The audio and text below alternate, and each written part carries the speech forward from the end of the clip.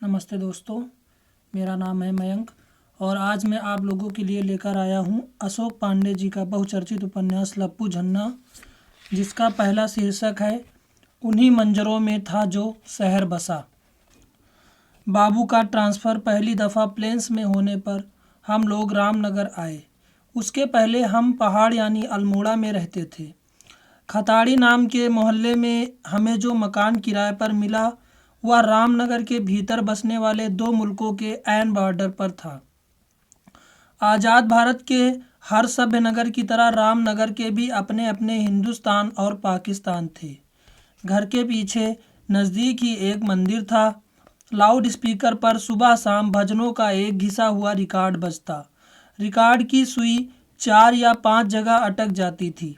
ऐसा होने पर उसमें से चा चा चा चा चा या गा गा गा गा गा पर ठहरी हुई आवाज़ तब तक आती रहती जब तक कि कोई धर्मात्मा सुई को उठाकर आगे पीछे न रख देता। सामने वाली खिड़की से बाईं ओर देखने पर 30 मीटर दूर मस्जिद की चमकीली मीनार दिखाई देती, जहां से दिन में 5 बार अजान आती थी। रामनगर आने से पहले मैं इन धार्मिक आवाज़ों से अनभिज्ञ था। रामनगर में शोर बहुत होता है, दफ्तर से आने के बाद बाबू अक्सर कहते।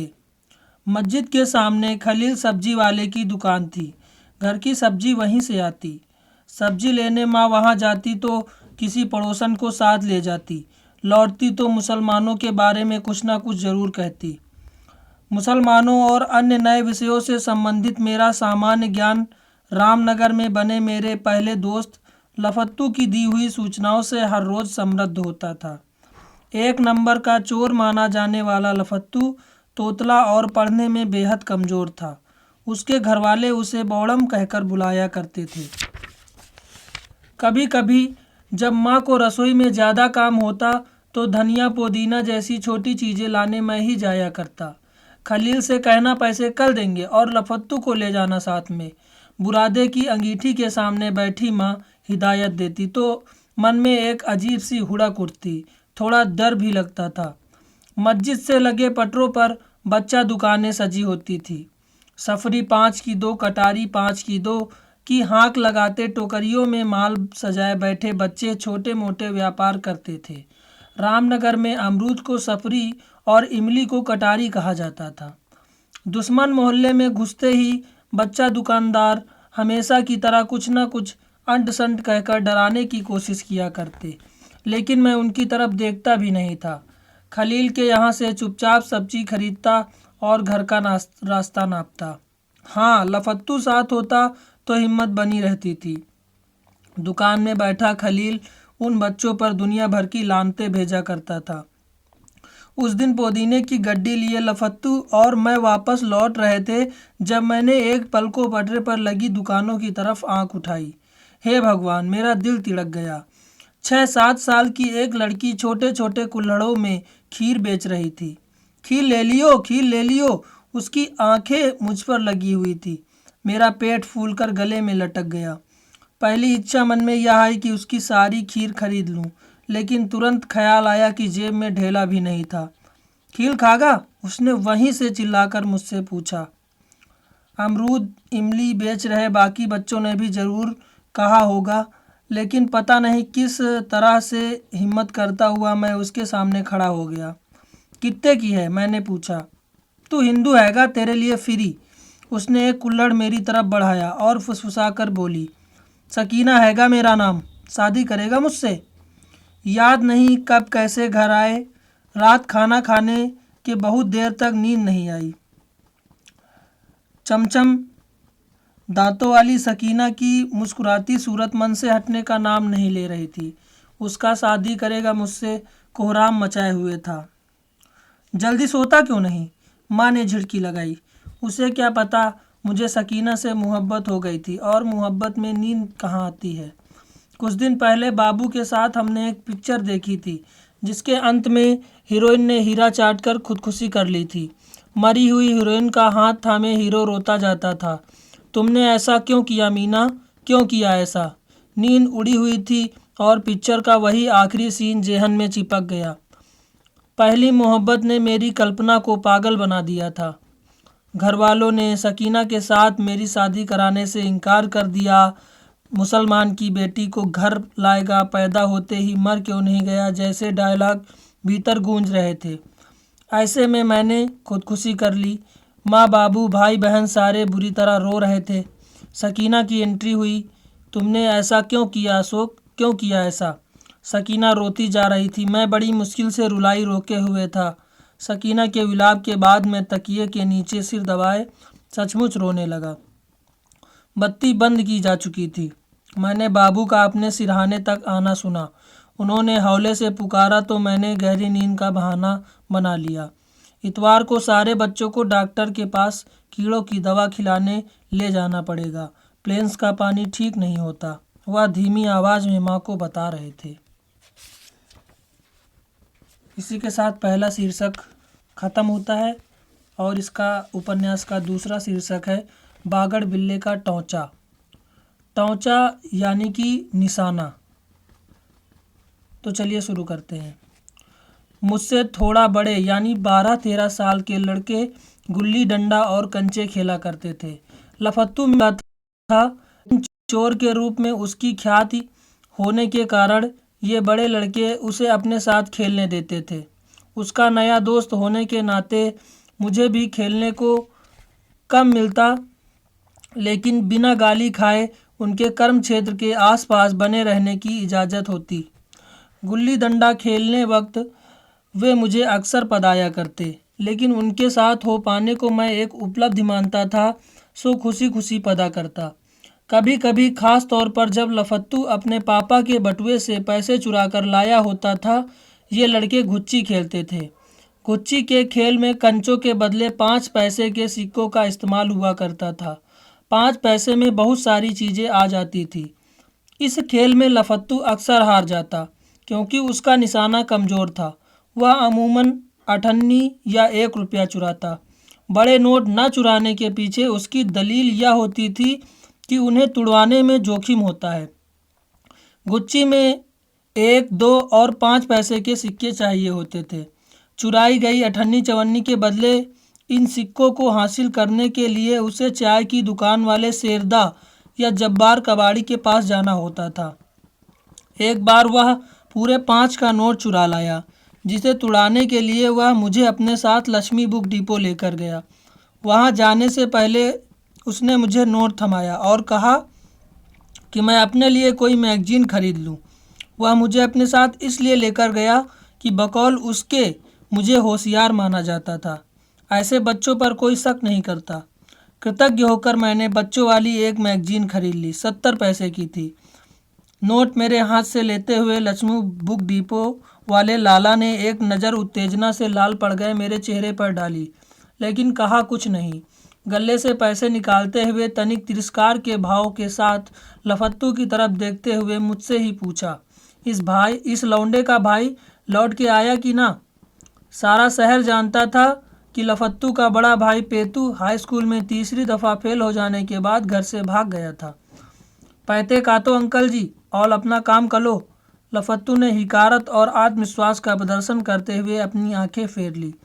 आजकल के लौंडे, कहते हुए लाला ने मेरे हाथ में पैसे थमाए। लफत्तू की हिम्मत पर मैं फिदा तो था ही, अब उसका मुरीद बन गया कि उसे बदतमीज बड़ों से जरा भी भय नहीं लगता। हम देर शाम तक मटर गश्ती करते रहे थे। बादशाहों की तरह मौज करने के बावजूद 2 का नोट बचा हुआ था। अब गुच्ची के अड्डे पर जाना था। बदकिस्मती से उस दिन शेरदा की दुकान बंद थी और जब्बार कबाड़ी भी कहीं गया हुआ था। नोट के छुट्टे कराने के लिए लफत्तू को शाह जी की चक्की पर जाना पड़ा। शाह जी ने लफत्तू को टूटे पैसे तो नहीं दिए, उसके पापा को बता देने की धमकी जरूर दी। सिक्के नहीं मिले। गुच्ची कार्यक्रम रद्द करना पड़ा। इस हादसे के बाद मैगजीन घर ले जाने की मेरी हिम्मत नहीं थी। मैं उसे रास्ते में गिरा आया। अगले दिन मालूम पड़ा शाह जी ने वाकई चुगलखोरी की, जिसके बाद लफत्तू के पापा ने उसे नंगा करके बेड से थूरा। तब से लफत्तू ने 58-54 या हद से हद 1 के नोट की लिमिट बांध ली। गुच्ची खेलने में बागड़ बिल्ला के नाम से मशहूर एक उस्ताद लड़का था। उसकी एक आंख में कुछ दोस्त था और गौर से देखने पर मालूम पड़ता था कि 5 के सिक्के पर निशाना लगाने के वास्ते भगवान ने उसे आंखों की रेडीमेड जोड़ी बख्शी थी। छोटी वाली आंख की पुतली का आकार भी 1 पैसे के सिक्के जितना हो चुका था। बागड़ बिल्ला नित नए और वयस्क मुहावरे बोला करता। उन अश्लील मुहावरों को मैं अक्सर पाखाने में धीरे धीरे बोलने का अभ्यास किया करता। उस वक्त ऐसी झुरझुरी होती थी जैसी कई सालों बाद पहली बार सार्वजनिक रूप से बड़ी गाली देते हुए भी नहीं उठी। रामनगरी जबान में निशाने को टौचा कहा जाता था। टौचे का असली खलीफा अलबत्ता हमारे शहर और जीवन से कई प्रकाश वर्ष दूर बम्बई में रहता था। जिस दिन कोई दूसरा लड़का जीत रहा होता, बागड़ बिल्ला उसकी दाद देता हुआ हिंदी पिक्चरों के एक विख्यात चरित्र अभिनेता को रामनगर के इतिहास में स्वर्णाक्षरों में अंकित करता अपना फेवरेट जुमला उछालता, आज तो मदनपुरी के माफिक चल लिया घनश्याम का टौचा। इसी के साथ इस उपन्यास का दूसरा शीर्षक भी समाप्त होता है और इस उपन्यास का तीसरा शीर्षक है बौने का बम पकौड़ा। लफत्तू के साथ दोस्ती बनाए रखने में कई सारे जोखिम थे। सबसे पहला यह कि इंटर में पढ़ने वाला मेरा भाई जब भी मुझे उसके साथ देखता, मुझे बाकायदा हिदायत मिलती कि उस टाइप के लौंडों से हाथ भर दूरी बनाकर रहना ही ठीक होता है। दूसरा यह कि लफत्तू की उस रात वाली धुनाई के बाद मुझे लगता था किसी दिन उसके चक्कर में मैं खुद फंसूंगा और भाई या पिताजी के हाथों पिटूंगा। उससे भी बड़ा खतरा यह था कि उसके साथ लगातार देखे जाने से मेरी इज्जत खतरे में पड़ सकती थी और मैं होशियार के बजाय बदमाश के तौर पर बदनाम हो सकता था। इसके बावजूद इस दोस्ती को बनाए रखने से दुस्साहस का जो स्वाद मिलता था, उसके लालच में मुझे लफत्तू की संगत नहीं छूटती थी। एक बार वह अपने पिताजी के दफ्तर से पीतल का बड़ा सा ताला पार कर लाया था। उसकी मां ने किसी जरूरी काम से वहां भेजा था। लापरवाही में चपरासी ने मैं चाबी के ताला बाहर रखी बेंच पर छोड़ दिया था।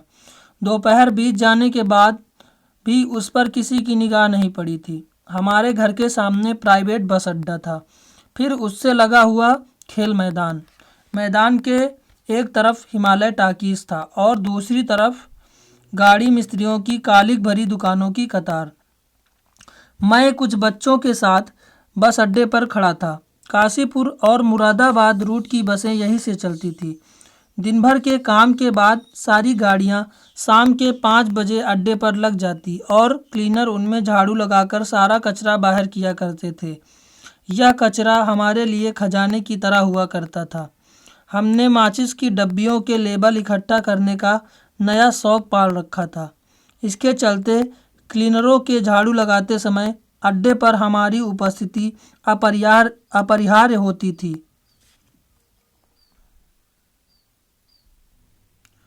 क्लीनर हमें भद्दी गालियां दिया करते। कई बार किसी नए लेबल को लेकर हम में सर फुटअव्वल तक हो जाता था, लेकिन शौक शौक होता है। हम डुप्लीकेट लेबलों की अदला बदली कर रहे थे जब लफत्तू हाँफता हुआ मेरे पास आया। उसने हिकारत की एक निगाह पहले मुझ पर डाली, फिर बाकी बच्चों पर। बर्बाद हो जाएगा इन थालों के चक्कर में बेटे, कहते हुए उसने मुझे अपने पीछे आने का इशारा किया और दूधिये वाली सकरी गली में घुस गया। उस्ताद के आदेश की बेकदरी नहीं की जा सकती थी। मैं बेमन से उसके पीछे चल दिया। एक जगह थोड़ी सी तन्हाई मिली तो उसने जेब से एक एक के नोटों की पतली गड्डी बाहर निकाली और पूरे 7 गिनाए। चल बम पकौड़ा खा के आते हैं। उसने आंख मारते हुए मेरे कंधे पर हाथ रखा। पापा के दफ्तर से ताला चुराने की दास्तान उसने सुना तो दी, लेकिन मेरी समझ में नहीं आया कि वह 7 रुपए कहाँ से चुरा कर लाया। अले यार बेच दिया थाले को। उसने एक गाड़ी मिस्त्री को ताला बेच दिया था। इतना बड़ा ताला था बेटे, इतना बड़ा, कहकर उसने ताले की नाप बढ़ा चढ़ा कर बताते हुए हाथ फैलाए। मैंने 10 मांगे थे थाले थे, उसके पास इतने ही थे। हम लोग उसी गाड़ी मिस्त्री की दुकान के आगे से निकल रहे थे। वो है उसकी दुकान, लफत्तू ने इशारा किया। उस तरफ देखने की मेरी हिम्मत नहीं हुई। मिस्त्री की दुकान से 20-30 कदम चलने के बाद ही मैं निगाह ऊपर कर सका। तब तक मंजिले मकसूद भी आ पहुंची थी। हिमालय टाकीज सड़क से सटा हुआ था। उसके प्रवेश द्वार से लगाकर खड़े किए गए एक ठेला नुमा खोखे में रामनगर का मशहूर बम पकौड़ा मिलता था। एक कलूटा और गंजा बौना इस खोखे का संचालक था। खोखा बंद करता तो वह साइकिल पर सारे शहर का चक्कर लगाता दिखता था। बौना होने के बावजूद वह हमेशा बड़ों की साइकिल चलाता था। गद्दी पर नहीं बैठ पाता था, इसलिए सामर्थ्य भर तेज तेज कैंची चलाया करता। बाद के दिनों में उसने गद्दी हटवा ही दी। साइकिल के कैरियर पर कभी आलू की बोरी लदी होती थी तो कभी उसी के जैसे उसके 2 बच्चे बैठे होते थे। क्रिकेट की बाल जितना होता था मसालेदार आलू और बेसन से बनाया जाने वाला बौने का बम पकौड़ा, दुनिया का सबसे लजीज व्यंजन। बौना एक दूसरा व्यापार भी चलाता था। लकड़ी से बना हिमालय टाकीज का चौड़ा प्रवेश द्वार जमीन पर पहुंचने के करीब 1 इंच पहले खत्म हो जाता था। नतीजतन फर्श और गेट के बीच एक झिर्री थी। अपना गाल फर्श से चिपका कर श्रम पूर्वक उस पर आंख लगाने से पूरा पर्दा नजर आता था। बौना स्कूल गोल करके आए बच्चों और स्कूल न जाने वाले पिक्चर प्रेमी बच्चों को 5 पैसे प्रति 15 मिनट के हिसाब से उस झिर्री के रास्ते पिक्चर देखने देता था। एक बार में 5 बच्चे इसका मजा लूट सकते थे। दर्शक को एक बम पकौड़ा भी खरीदना होता था। मशहूर था कि यह सब करने से बौना लखपति बन चुका था, यानी उसके पास हमारे पिताओं से ज़्यादा संपत्ति थी। बताते थे पीरुमदारा में उसका एक बहुत बड़ा मकान था, लेकिन उसके मैले कुचैले बच्चों की बहती नाक और खुद उसकी भूरी पड़ चुकी छींट की धोती और खद्दर के फटे कुर्ते को देखकर इस बात पर मुझे कभी कभी शक होता था। हमने 2-2 बम पकौड़े टिकाए और झिरी पर आंख लगाए एक बच्चे को दिलचस्पी के साथ देखना शुरू किया। 3 से 6 वाला शो चल रहा था। इस शो में बौने का साइड बिजनेस मंदा पड़ जाता था। लफत्तू ने पिक्चर देखने का आमंत्रण दिया। हिंदुस्तान की कसम लगी हुई थी। जब मैं शाम को घर पहुंचा तो मेरी सफ़ेद कमीज बुरी तरह भूरी पड़ चुकी थी। माँ ने पूछा तो मैंने कहा कि ऐसे ही गिर पड़ा था। अगले पूरे हफ्ते मैं रोज़ गिरता रहा। फिर पिक्चर बदल गई। नया खेल लगा है बाबूजी, देख लो। आप दोनों के लिए जगह छोड़ रखी है मैंने। बौना चोट्टे लफत्तू को बहुत अमीर समझने लगा था और चमचागिरी करता उसे बाबू कहकर पुकारने लगा था। 40 साल बीतने को आए, हिंदुस्तान की कसम आज तक पूरी नहीं देख पाया। इसी के साथ इस उपन्यास का यह शीर्षक भी ख़त्म होता है और इसका अगला शीर्षक है कर्नल रंजीत और विज्ञान के पहले सबक। दुर्गादत्त माँ साहब कर्नल रंजीत के जासूसी उपन्यासों के सबसे बड़े पाठक थे। उन्हें हर सुबह एसपी इंटर कॉलेज के परिसर में आलस भरी चाल के साथ प्रवेश करते देखा जाता था। असेंबली खत्म होने को होती थी जब उनकी विशाल देह प्रवेश द्वार पर नमूदार होती। भीतर घुसते ही उन्हें ठिठक कर थम जाना पड़ता था, क्योंकि राष्ट्रगान शुरू हो चुका होता। वे इत्मीनान से आंखें बंद कर राष्ट्रगान के खत्म होने का इंतजार करते। असेंबली के विसर्जन के समय प्रिंसिपल साहब एक खींच भरी निगाह दुर्गादत्त माँ साहब पर डालते थे, लेकिन उस निगाह से बेजार माँ साहब स्टाफ रूम की तरफ घिसटते जाते थे। उनके अगल बगल से करीब 3000 बच्चे हल्ला करते, धूल उड़ाते अपनी अपनी कक्षाओं की तरफ जा रहे होते थे। पहली क्लास 10 बजे से होती थी। उसके लिए बच्चों के पास 5 मिनट का समय होता था। असेंबली मैदान उन 5 मिनटों में धूल के विशाल बवंडर में तब्दील हो जाया करता। स्टाफ रूम की बड़ी खिड़की से सटाकर लगाई गई अपने आकार के हिसाब से अति सूक्ष्म कुर्सी में वे किसी तरह अट जाते थे। खिड़की से बाहर बाजार का विहंगम दृश्य देखा जा सकता था। वे साथी अध्यापकों से बात नहीं करते थे। दुर्गादत्त माँ साहब प्रिंसिपल के रिश्ते के मामा लगते थे। इस वजह से उनसे बात करने की स्टाफ तो दूर, खुद प्रिंसिपल साहब की भी हिम्मत नहीं होती थी। उन्हें पहला पीरियड भी नहीं पढ़ाना होता था। अलमारियों से अटेंडेंस रजिस्टर, किताबें, चाक और डस्टर आज जल्दी जल्दी निकालने में व्यस्त अध्यापकों की तरफ उकताई सी निगाह डालकर माँ साहब उपन्यास में डूब जाते। दुर्गादत्त माँ साहब विज्ञान के मेरे पहले टीचर थे। कक्षा 6A में करीब 200 बच्चे थे। क्लासरूम की दीवारें बहुत मैली थी और टीन की उसकी छत तनिक नीची थी। ब्लैक बोर्ड के कोनों पर चिड़ियों की बीट के पुरातन डिजाइन उकेरे गए से लगते थे। बच्चे फर्श पर चीथड़ा दरियों पर बैठते थे। सामने डेस्क होती थी और डेस्क के एक कोने पर पीतल से बनी छोटी सी दवात। हर सुबह कोई इन दवातों में स्याही भर जाता था। हमने कागज की गेंदें स्याही में डुबोकर एक दूसरे पर फेंकने का खेल खेलना सीख लिया। छुट्टी के बाद जब घरों को जाते तो हमारी सफ़ेद कमीजों पर बड़े बड़े नीले धब्बे पड़े होते। एसपी यानी सीताराम पूरणमल इंटर कॉलेज में मेरा पहला दिन था। होशियारी के चलते मैं चौथी से सीधा छठी में पहुंच गया था। पहली क्लास अंग्रेजी की थी। अटेंडेंस ली ही गई थी कि अंग्रेजी माँ साहब को किसी ने बाहर बुला लिया। हमारी तरफ एक पल को भी देखे बगैर वह पूरे पीरियड भर अपने परिचित से बातें करते रहे। फिर घंटा बज गया। भीतर आकर अंग्रेजी माँ साहब ने एक बार भी हमारी तरफ नहीं देखा और उपस्थिति रजिस्टर लेकर निकल गए। हम अगले माँ साहब का इंतज़ार कर रहे थे। लाल सिंह हमारी क्लास की सबसे विलक्षण चीज़ था। 5 या 6 साल फेल हो चुकने के बाद वह तकरीबन 18 का हो चुका था। उसकी मूछें भी थी।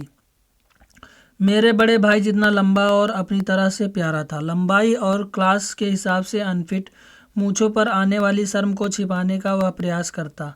वह हमें तमाम मास्टरों के मज़ेदार किस्से और लतीफ़े सुनाता था। उसने बताया कि अपनी अस्तित्वहीन गर्दन के कारण अंग्रेजी माँ साहब को टोड कहा जाता था और पिचकी नाक वाले वाणिज्य माँ साहब को पिच्चू। मैं पहले ही दिन से लाल सिंह को अपना सबसे पक्का दोस्त बनाने का मन बना चुका था। आ गया भैंसा आ गया।